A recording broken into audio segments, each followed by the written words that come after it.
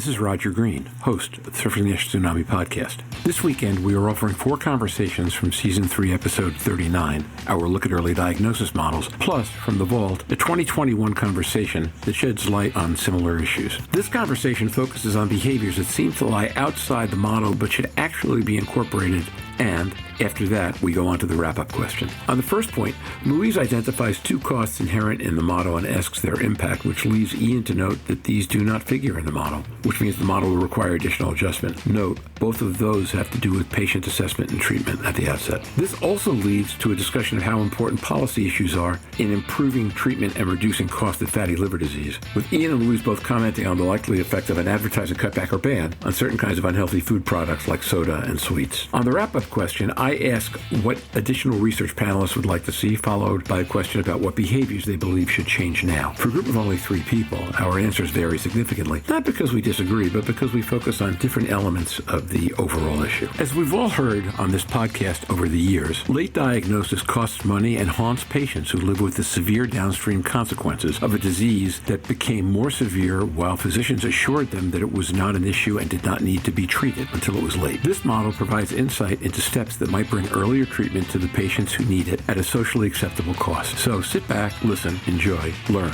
and when you're done, join the dialogue on our LinkedIn discussion group.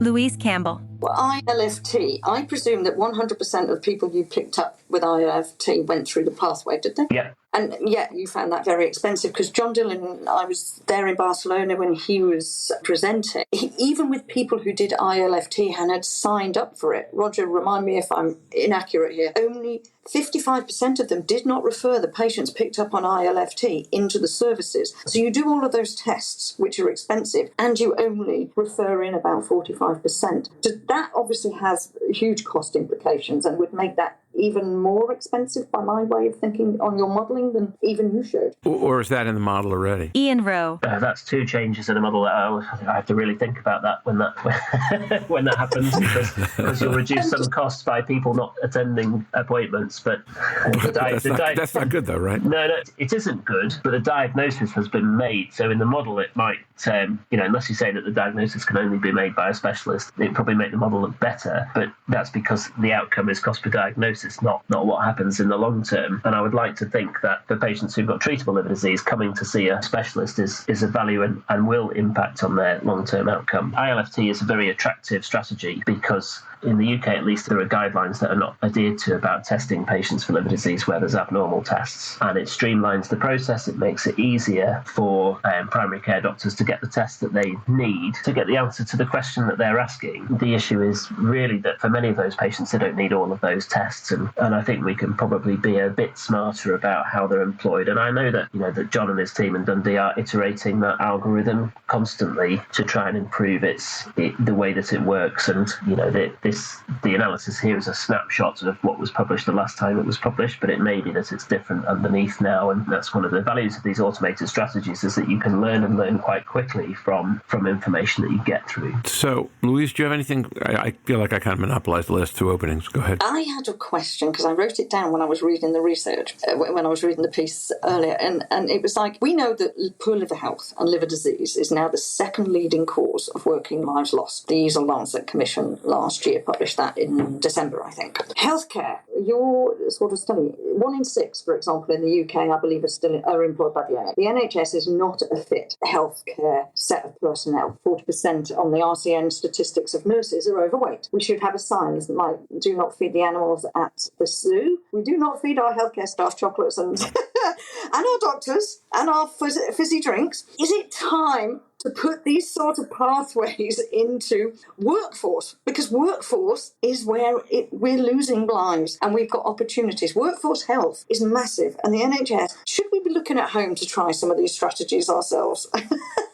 I know that's a way out thing, but I was thinking, we've got a mass population. We've all got our own healthcare. Should we be trying to look at our own health? Please note, for anybody that has not seen either Louise or Ian or me or all of us, that none of us would necessarily fit into the 40% category that Louise is talking about. So we're just making this recommendation for everybody else, right? No denial at all, because we're all pretty fit.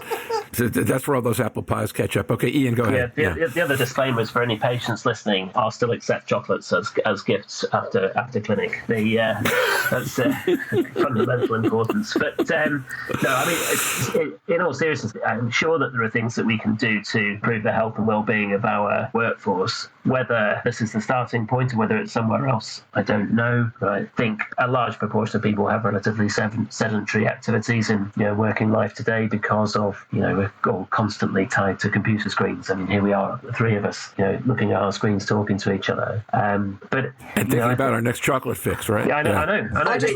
So yes, I think we do need to do more. The issue around working years of life lost to liver disease, and the reality is the vast majority of those, well over 80%, are due to alcohol-related liver disease, and we have to remember that, because in terms of addressing the real drivers of disease, that has to be number one. And no doubt there is excessive and problem drinking among employees of all big organisations, and if we can help people address that as a risk factor, I guess that we'll do a lot of good from a liver point of view and from a general health and society point of view too. But those would be my pleas really. Activity, chocolate still to clinic, please, and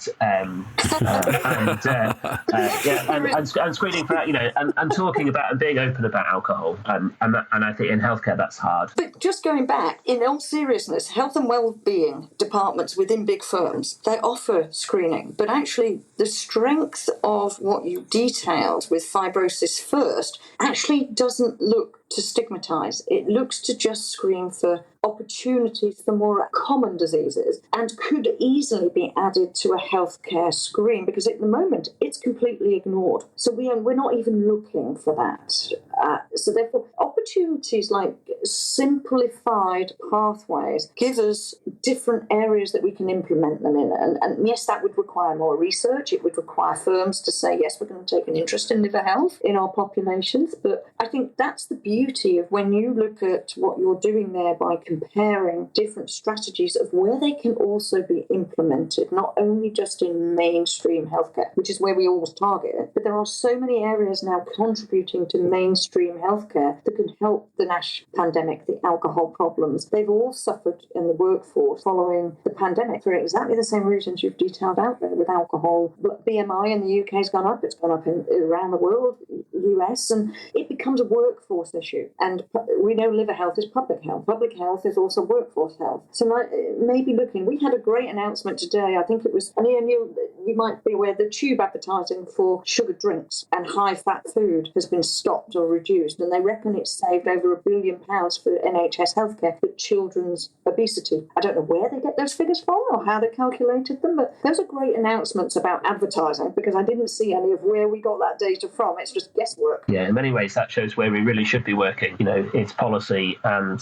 all of those other things. That's an interesting study. I've only seen the news about it. I haven't seen the study, but it looks like it's come from the Whitehall study, which was a study of principally men working in Whitehall in the 1970s and consenting to long-term follow-up. And they extrapolate the data from that study to the general population, and in this case of London. And they think that over the course of whatever it is, 3 or 4 years since they stopped the advertising on all of Transport for London, that they've saved several thousand cases of diabetes and people not becoming obese against the trajectory that they would otherwise have had. So there's some uncertainties around that, but in terms of overall benefit for the population, that's it. We could do lots of testing, but just advertise less and control the environment. Well, actually, but probably both, right? Because if you advertise less, it's a little bit like putting your foot on the hose, but you still get an awful lot of water in the hose before where you put your foot on is where you're coming from. I'll tell you, I think this is fascinating. It makes clear that if what you want to focus on is fibrosis, that focusing directly on fibrosis is a very cost-effective way to capture, well, you said there are 450 total cases, and fibrosis first gets 387, so you get, 85% of cases? Something like that with that algorithm. It also suggests that doing a better job of getting TE down to primary care will have both that benefit, and if you miss by a little bit, then you start capturing what Louise is talking about, which is people who might not be fibrotic yet, but who've got a bunch of liver fat, where if they knew about at it, they might be motivated in some kind of change in lifestyle or change in behavior that might last 2, 3, 4, 5 years with minimal screening. That's not in the economics, I think, of what you've created here, Ian, but I think it's very much in the reality of care. So if you're going to look to do three things, one would be fibrosis first to get to the people who need to be in a hepatologist now, some kind of expanded use of TE to help people who may not need to be in a hepatologist now, but have liver and pancreas fat issues that are going to cause downstream health problems. And then, as you say, going back up to the top and putting your foot on the hose where policy is by stopping advertising and a couple of things like that. Does that all make sense? Am I getting that right? That does make sense. And in some ways, the potential value of FibroScan is the interaction with the practitioner, and that gives you the opportunity to deliver a brief intervention of whatever type at the time of the scan, which if it's solely blood-based, you don't get, because you go and, in the UK, see a phlebotomist and they take your blood and you go away again there's no message that can be delivered at that point, whereas at the time of the scan, there's the potential to do that.